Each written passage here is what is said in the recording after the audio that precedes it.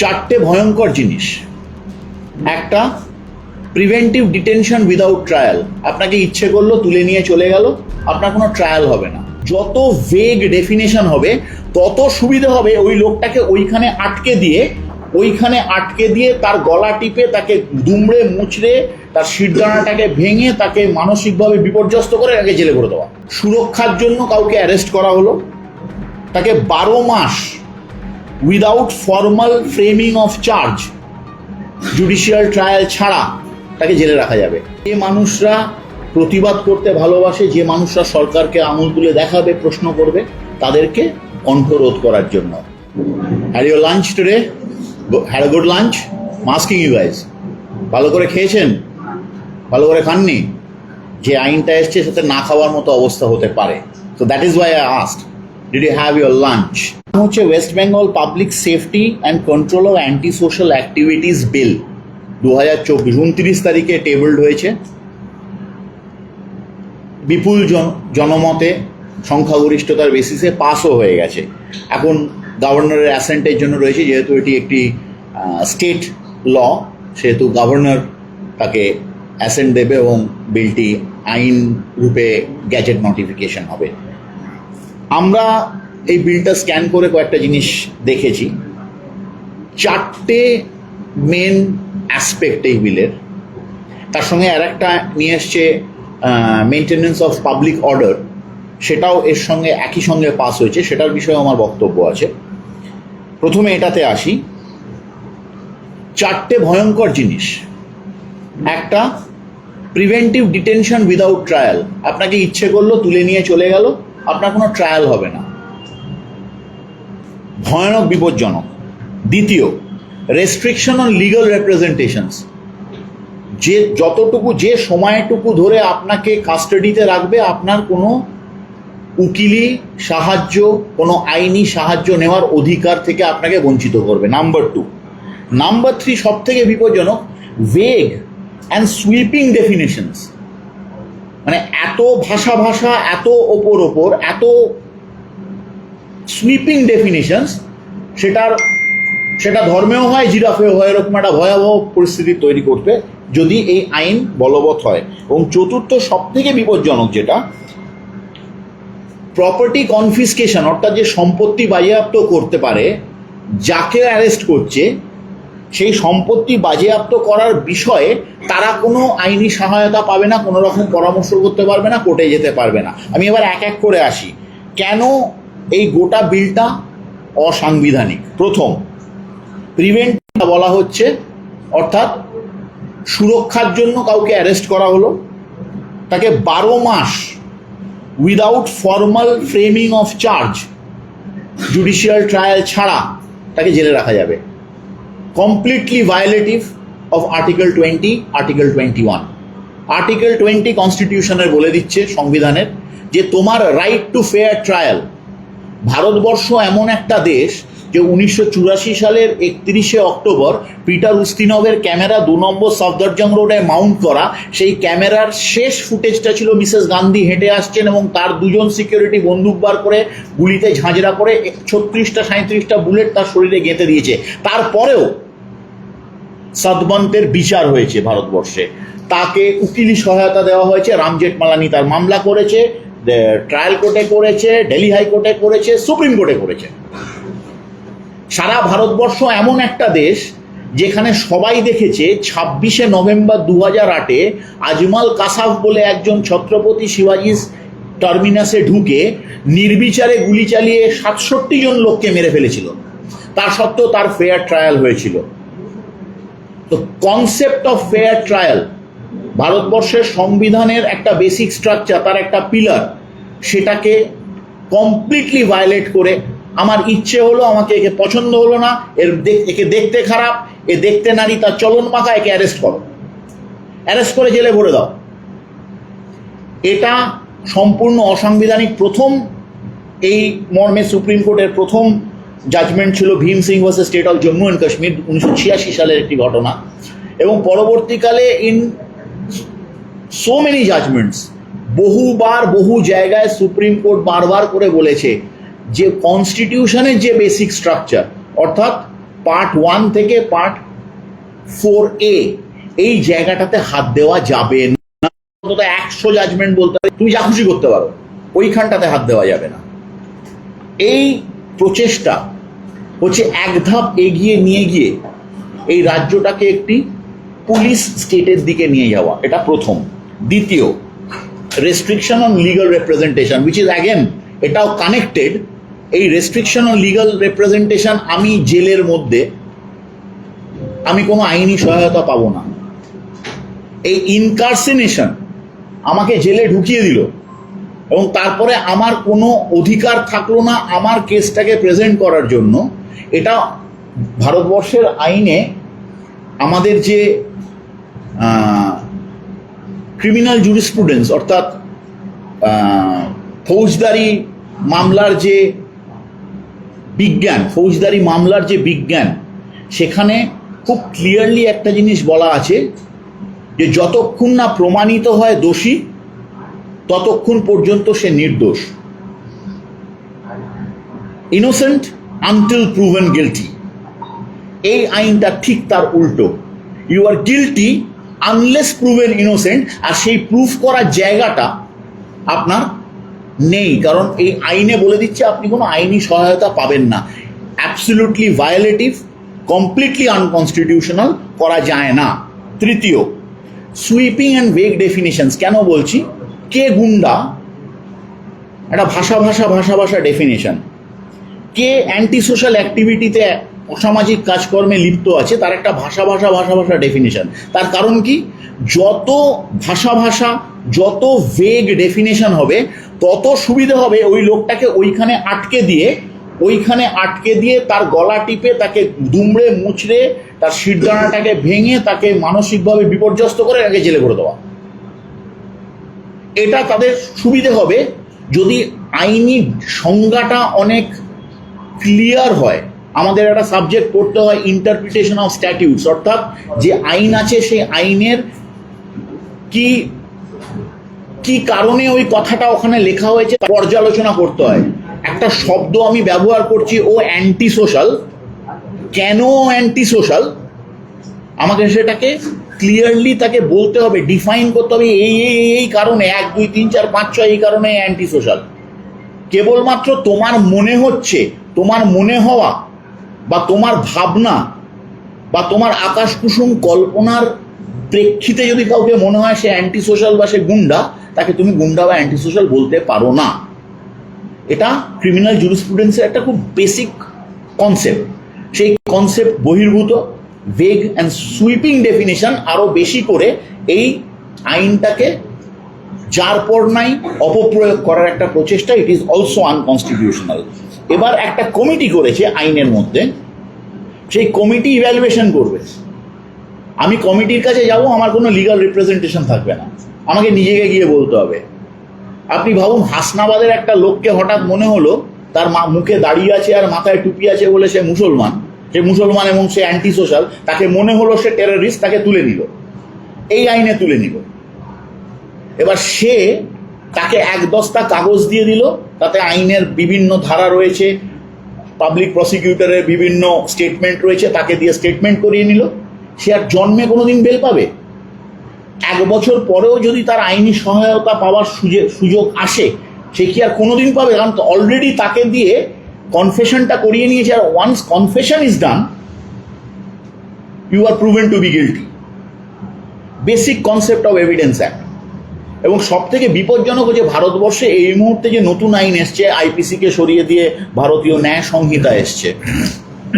এছাড়া অনেকগুলো minor acts আছে, যেমন ধরুন নার্কোটিক্সের জন্য narcotics, drugs and psychotropic substances act আছে, এনডিপিএস।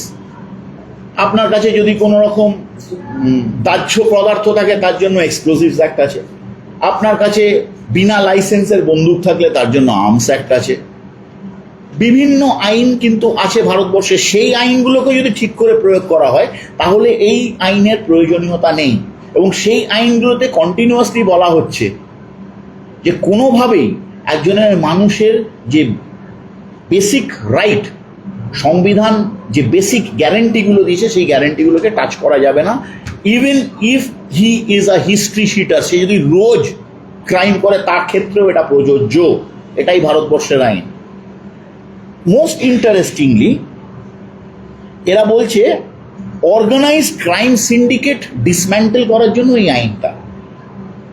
আমি জানি না যারা আইন প্রণয়ন করেছেন তাদের জানা উচিত, অন্তত আমার 3 জন কলিগ আছে যারা এখন বিধায়ক, একজনকে সঙ্গে আজকেও দেখা হয়েছে হাইকোর্টে, অন্য ঘরে মামলা করছিল। একটি আইন আছে ইউএপি এর ঠিক পরে পরে সেই আইনটা এসেছে, টাডার ঠিক পরে পরে এসেছে, অ্যাকচুয়ালি ইউএপি এর পরে পরে নয়। সেই আইনটার নাম হচ্ছে মাকোকা, আপনারা কেউ শুনেছেন কিনা জানি না, Maharashtra control of organised crimes act. এই আইনটা নিয়ে আসা হয়েছিল বম্বে ব্লাস্টের ঠিক পরে পরে 1993-94 সালে। এই মাকোকা আইনের, অজিতেশ ক্রিমিনাল মামলা করে প্রচুর, অজিতেশ জানবে, আমি অত ক্রিমিনাল মামলা করি না। এর একটা ওয়েস্ট বেঙ্গল অ্যামেন্ডমেন্ট আছে। এই মাকোকা আইন ওয়েস্ট বেঙ্গলও ইউজ করা যায়। এই মুহূর্তে আপের একজন সাংসদকে অ্যারেস্ট করে রেখেছে মাকোকাতে, সে কিন্তু দিল্লিতে অ্যারেস্ট হয়ে আছে। এই আইনটা organise crime syndicate, drug cartel, organ harvesting, এই ধরনের যে সমস্ত অর্গানাইজ ক্রাইম, গাড়ি চুরি, অর্গানাইজ ক্রাইম সিন্ডিকেট হচ্ছে সারা ভারতবর্ষে দেখবেন গাড়ি চুরি হয়, তার একটা অর্গানাইজ ক্রাইম সিন্ডিকেট আছে। বিভিন্ন রকম ওষুধ, অর্গানাইজ ক্রাইম সিন্ডিকেট আছে। জাল ওষুধ বেচা, তার একটা অর্গানাইজ ক্রাইম সিন্ডিকেট আছে। Fake currency, organise crime syndicate. এই সবগুলোকে মোকাবেলা করার জন্য এই আইনটা হয়েছিল এবং প্রত্যেকটা রাজ্য তাদের একটা রাজ্যের অ্যামেন্ডমেন্ট করে সেই ওই আইনটাকে সমস্ত রাজ্যে বলবৎ করেছে। সেই আইনের পরিপ্রেক্ষিতেও অ্যারেস্ট করা যায় যদি তাকে মনে হয় যে সে অর্গানাইজ ক্রাইমের সঙ্গে যুক্ত। যদি তা না করে, এই আইনের তাকত করা যায়, তাহলে এই আইনের কোনো প্রয়োজনীয়তা নেই। এই আইনটা ফরচুনেটলি অর আনফরচুনেটলি একটা প্রচেষ্টা ভারতবর্ষ, পশ্চিমবঙ্গের সাধারণ মানুষের, যে মানুষরা প্রতিবাদ করতে ভালোবাসে, যে মানুষরা সরকারকে আঙুল তুলে দেখাবে, প্রশ্ন করবে, তাদেরকে কণ্ঠরোধ করার জন্য। একটা ছোট্ট কথা বলে শেষ করবো। I will invite questions if you want, subject to what the president says. Justice Jamdar Bombay হাইকোর্টে গতকালকে একটা জাজমেন্ট দিয়েছে। এটা আপনাদের জানা উচিত, লাইভ লয়ে এসে গেছে, জাজমেন্টটা এসে গেলে আপনারা ওয়েবসাইট থেকে পেয়ে যাবেন, বম্বে হাইকোর্টের ওয়েবসাইটেও পেয়ে যাবেন। কিছু লোক Amit Shah go back, Devendra Fadnavis go back বলে স্লোগান দিয়েছে বান্দ্রাতে। দিতেই পারে, রাজনীতিতে কালো পতাকা দেখানো, ওটা ইন্দিরা গান্ধীকে কালো পতাকা দেখানো হয়েছে, ডোনাল্ড ট্রাম্পকে কালো পতাকা দেখানো হয়েছে। ট্রাম্প কি গুলি করে মেরে দিয়েছে তাদের? যখন জর্জ লয়েডের ঘটনা ঘটে তখন ডোনাল্ড ট্রাম্পের বিরুদ্ধে হিউস্টনের পুলিশ প্রশাসন পাবলিকলি গিয়ে স্টেটমেন্ট করেছিল। তাতে কি তাদের চাকরি গেছে? যায়নি। কারণ ডেমোক্রেসির মজাটাই এটা। তো এই প্রতিবাদ করার যে অধিকার, সে অধিকার কেড়ে নেওয়ার জন্য তাদেরকে ধারা ধারা অ্যারেস্ট করেছে, ওরা জেলে পুরে দিয়েছে। জাস্টিস জামদার জাজমেন্টে বলেছে citizens are not your slaves, তারা তোমাদের দাস নয়। আমি ভারতবর্ষের নাগরিক মানে আমি দাসখত দিই নিজে, সরকার যা বলবে মাথা নিচু করে শুনবো, এটা আমাদের একটা রাইট। প্রতিবাদ করাটা আমার সাংবিধানিক অধিকারের মধ্যে পড়ে। তা আজকের দিনে দাঁড়িয়ে জাস্টিস মুরলীধর, যে জজ সাহেব দিল্লিতে বুলডোজার চালানোর প্রতিবাদে সলিসিটর জেনারেলকে ডেকে এনে বলেছিল, যদি if you cannot put your act straight, I will make sure that where the government stands, I will make sure that the government is put to task. তাকে রাত্রি 3টের সময় ট্রান্সফার করে দেওয়া হয়েছিল, প্রথমে মাদ্রাস। সেই লোকটাকে রাষ্ট্রসংঘ বেছে নিয়েছে প্যালেস্টাইনে জেনোসাইড হচ্ছে কিনা, এবং তার রিপোর্টের ভিত্তিতে আজকে সারা ভারত, সারা বিশ্বের মুক্তিকামী মানুষ জয় জয়কার করছে যে একটা শিরদাঁড়াওয়ালা লোক ভারতবর্ষের এই জজ সাহেব এসে বলেছে যে 22,791টি শিশুকে শুধু প্ল্যান করে গাজাতে মারা হয়েছে, ইসরায়েলি আর্মি মেরেছে। আমাদের প্রধানমন্ত্রী বলার ক্ষমতা নেই, কারণ এপস্টিনে তার নাম আছে। এটাই হচ্ছে দুর্ভাগ্য। তাই এই প্রতিবাদ আমাদের থাকবে। এই আইন অসাংবিধানিক। সভাপতির সঙ্গে আমার কথা হয়েছে, আইন যেদিন টেবিলড হবে এবং যেদিন এই বিল আইন হয়ে আসবে, আমরা এই বিলের ভাইলেন্স চ্যালেঞ্জ করে হাইকোর্টে রিট পিটিশন দায়ের করব। আপনাদের এনি কোয়েশ্চেন্স? প্রশ্ন থাকলে করুন প্লিজ। বলছি আপনাদের তো বিধানসভায় যে সংখ্যা নেই, যে সংখ্যা নিয়ে আপনারা প্রতিবাদ জানাবেন, আপনাদের বিধায়কের যে সংখ্যা, সেই সংখ্যাতে তো বিধানসভায় অন্তত আপনারা প্রতিবাদ জানাতে পারবেন না, আপনারা প্রতিবাদ জানালেও সেটা কার্যকরী হবে না। তাহলে কি আপনারা আইনি পথে হাঁটবেন? দেখুন, দুটো অ্যাসপেক্ট। বিধানসভাতে প্রতিবাদটা দুভাবে হয়। এক হচ্ছে আপনি বিলের যখন টেবিলে ডিসকাশন হবে তখন আপনি আপনার বক্তব্য জানাবেন এবং আপনি সংশোধনী আনতে পারেন। আমাদেরকে সংশোধনী আনার সুযোগটুকু পর্যন্ত দেওয়া হয়নি। সংশোধনী আনার আগে যে কোনো নতুন বিল, আমি খুব একটা বেশি জানি না, যেটুকু আমার অল্প স্বল্প অভিজ্ঞতা থেকে বলি, যে কোনো বিলে যদি আলোচনার জন্য যদি সেই বিলে এমন কোনো বিতর্কিত বিষয় থাকে সেটাকে সিলেক্ট কমিটিতে পাঠাতে হবে এবং সিলেক্ট কমিটি সেটা সিদ্ধান্ত নেবে। আলাদা একটা কমিটি রাজ্যের ক্ষেত্রেও আছে, বিধানসভা বাড়ি প্রত্যেক রাজ্যে, যে সেই কমিটি আবার বিলটার পর্যালোচনা করবে যদি সেই বিলটাতে এমন কিছু ধারা বা এমন কিছু শব্দ বা এমন কিছু প্রচ্ছদ থাকে যেগুলোতে মনে হতে পারে যে ভারতবর্ষের যে আইনি কাঠামো তার পরিপন্থী হতে পারে, সেটাকে পাঠানো যেতে পারে। যেমন আপনারা জানেন ফার্মার্স বিল সেন্ট্রাল অ্যাক্ট, যদিও it went back to the select committee. এমন বহু আইন আছে, delimitation has gone back to the select committee. আর আমাদের সংশোধনী আনার সুযোগ দেওয়া হলে আমরা সংশোধনী আনতে পারতাম, সেটা প্রথম। এবং দ্বিতীয় প্রশ্ন হচ্ছে, আইন হয়ে যাওয়ার পরেও সে আইনের ভাইরাস চ্যালেঞ্জ করে রাস্তা তো খোলাই আছে। আপনারা, আমি জানি প্রশ্নটা আসবে, আমি আগে থেকেই বলে দিই, কংগ্রেসেরই করা আইন ছিল maintenance of internal security act, Misa. Congress ক্ষমতা থেকে চলে যাওয়ার আগেই কিন্তু 76 সালে সুপ্রিম কোর্ট বললো আনকনস্টিটিউশনাল, এটা করা যেতে পারে না। ফার্স্ট এডিএম জব্বলপুরের জাজমেন্ট আপনারা জানেন, 76 সুপ্রিম কোর্ট। তো আজকের ডেটে দাঁড়িয়ে দেখুন, আমি কংগ্রেসের মঞ্চে বসে বলতে পারি না যে আমরা সব সময় ঠিক এবং ওরা সব সময় ভুল। আমরা যখন ভুল করেছিলাম, মানুষ কিন্তু আমাদেরকে নির্বাচনে হারিয়ে দিয়ে দেখিয়ে দিয়েছিল যে এটা আমাদের ভুল। যে ভারতবর্ষ ইন্দিরা গান্ধীকে এমার্জেন্সির জন্য হারিয়েছিল, সেই ভারতবর্ষই বেলচিগামে ইন্দিরা গান্ধী যাবার পরে বলেছিল আধি রুটি খায়েঙ্গে ইন্দিরা কো লায়েঙ্গে। 80 সালে 356 সিট নিয়ে ভারতবর্ষে ক্ষমতায় এসেছিল। তো এটা ভাবার কোনো কারণ নেই যে আমরা বলবো আমরা ভুয়া তুলসী পাতা, আমরা নই। Let me be very specific on this. কিন্তু আমরা ওদের থেকে অনেক ভালো, এটুকুই বক্তব্য। Anything else? Any more questions? Yes. আমরা দেখি যে নির্বাচনের ক্ষেত্রে আপনারা মানুষের অধিকার, ডেমোক্রেটিক রাইট নিয়ে কথা বলছেন তখন মানুষ তো শুধুমাত্র গভর্নমেন্টকে চুজ করে না, অপোজিশনকে চুজ করে। এখন বিধানসভায় যারা সবথেকে বড় অপোজিশন, তাদেরকে আমরা দেখলাম এই বিল যখন তড়িঘড়ি পেশ করা হয়েছে এবং তারপরে যখন পেশ করা হলো, ভোটাভুটির আগেই তারা ওয়াক আউট করে গেলেন, তারা বেরিয়ে গেলেন। এই যে বিরোধীদের ভূমিকা, সেটা নিয়ে কি বলবেন?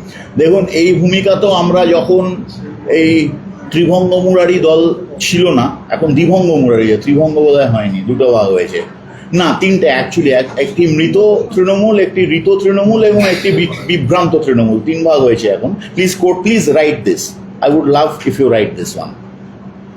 এটা লিখবেন প্লিজ। মৃত, ঋত এবং বিভ্রান্ত তৃণমূলের এখন 3টি ভাগ হয়েছে। তৃণমূল হয়েছে, তার মধ্যে বিভ্রান্তরা জানে না তারা কি করবে, তারা বুঝতে পারছে না।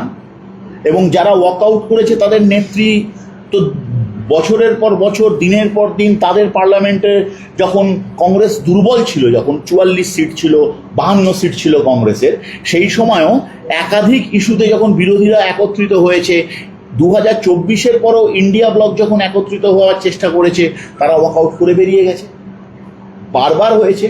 তাই এই ওয়াকআউটের কালচারটা তো তাদের নেত্রী শিখিয়ে দিয়েছে, তো তারা ওয়াকআউট করেছে বিজেপিকে সুবিধা করে দেওয়ার জন্য। কারণ ঋত Trinamool is basically nothing but an offshoot of BJP itself. Anything else? সেটা বলতে পারবো না। আমাদের 2জন বিধায়ক আছে, তারা লড়াই করবে। অন্য দলের বিধায়ক আছে, বামপন্থী আছে একজন, আইএসএফ এর আছে একজন, তারা লড়াই করবে। বিরোধী শূন্য বলে কোনো কথা নেই। বিরোধী শূন্য স্বপ্ন যিনি দেখেছিলেন, তার দল 3 ভাগে ভাগ হয়ে গেছে, 1 মাসও লাগেনি। কংগ্রেসকে শূন্য করে দেওয়ার পরেও, কংগ্রেসের কোনো জনপ্রতিনিধি না থাকা সত্ত্বেও আমরা কিন্তু বুক বাজিয়ে এতগুলো লোক মিলে প্রেস কনফারেন্সটা করছি। এখানেই কংগ্রেসের সার্থকতা।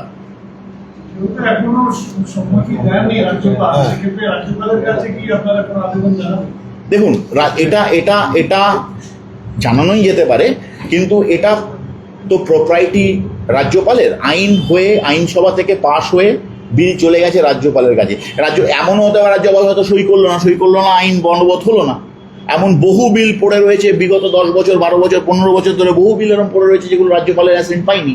সেটা এরকম হতেও পারে। আবার নাও হতে পারে। উই উইল ওয়াচ, আমরা দেখবো, যা হবে সেই অনুযায়ী আমরা সিদ্ধান্ত নেব।